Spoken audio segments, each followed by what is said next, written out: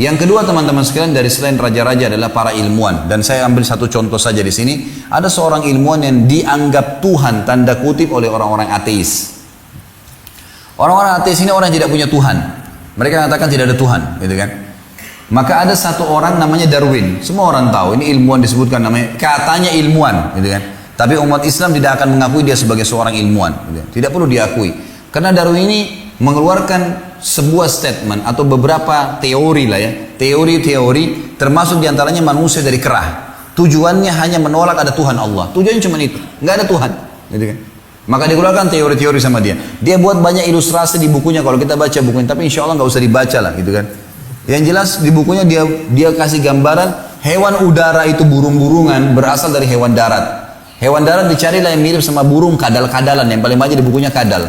Kadal ini dikasih gambar, dia cuma ilustrasikan di gambar-gambar kadal ini nanti tiba-tiba bagaimana keluar sayapnya, bagaimana terbang. Kadal ini kalau dikasih gambaran dari hewan laut. Hewan laut ini ada ikan yang digambarkan sama dia keluar dari air, sisiknya tiba-tiba rontok, kemudian menjadi kadal, kemudian tiba-tiba terbang menjadi burung, seperti itulah. Dan dia bilang ada beberapa komponen di alam semesta tidak ada asalnya. Di antaranya tanah, api, air, nggak ada asalnya.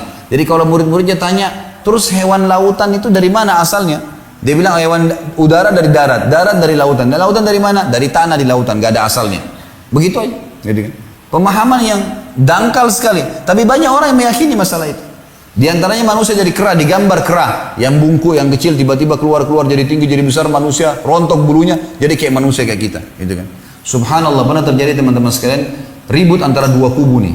Kubu antara orang yang beriman, orang yang mempertahankan pendapat Darwin dari orang-orang ateis. Kalau manusia dari kera, dengan kubu orang Nasrani, bukan Muslim, orang Nasrani di Amerika yang mengaku ada Tuhan Allah. Ribut nih sampai masuk pengadilan, karena ini hampir perang. Dimasukkan di pengadilan, hakimnya bingung, gimana caranya memecahkan permasalahan ini. Ini yang diperebutkan bukan materi, tapi keyakinan. Tapi hakimnya akhirnya dengan hikmah Allah, ya mengucapkan kalimat membuka majelis sekaligus menutupnya. Dia bilang, begini saja, yang mengaku turunan kera ke sebelah kanan saya. Gitu. Maaf teman-teman sebelah kanan saya. Ini cerita dulu. Maka pada saat itu yang mengaku pun manusia dari kera, teori Darwin tidak mau ke sebelah kanan hakim, tidak mau ngaku turunan kera. Loh katanya manusia dari kera, turunan kera silakan ke sebelah kanan. Kalau orang beriman tahu mereka dari Adam dari tanah. Hawa diciptakan dari tulang rusuknya Adam, selesai. Al-Baqarah menjelaskan masalah itu, banyak hadis menjelaskan masalah itu. Tapi ini orang tidak beriman begitu.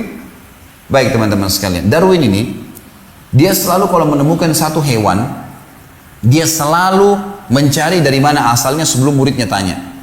Ada satu tulisan di bukunya dan sampai dia meninggal dia tidak hapus itu, gitu kan? Dan ini diangkat oleh para ilmuwan Muslim sebagai pembantahan terhadap pemahaman ateis. Dia mengatakan, saya pernah satu waktu saya terus muak, dia bilang, saya terus muak, benci kalau mengingat burung merak. Jadi ternyata di depannya dia pernah mau mengajar, ada burung merak lewat di jalan, tidak ngapa-ngapain burung merak ini, cuma menghadap ke dia saja. Ke Darwin tidak nyerang, nggak apa, kepakin ekor sama sayapnya, keluar warna-warni. Kita tahu burung merak warna-warni kan, luar biasa. Maka Darwin ini bingung, ini mau dibilang apa nih? Mau dibilang burung nggak terbang, mau dibilang hewan darat bersayap, mau dicari hewan laut yang mirip, tidak ada. Yang mana mirip sama burung merak nih? Dia selalu gitu. Maka dia sampai meninggal dia mengucapkan kalimat begini teman-teman sekalian. Dan ini di bukunya ada. Para ilmuwan Muslim mengangkat kedangkalan orang ateis seperti ini.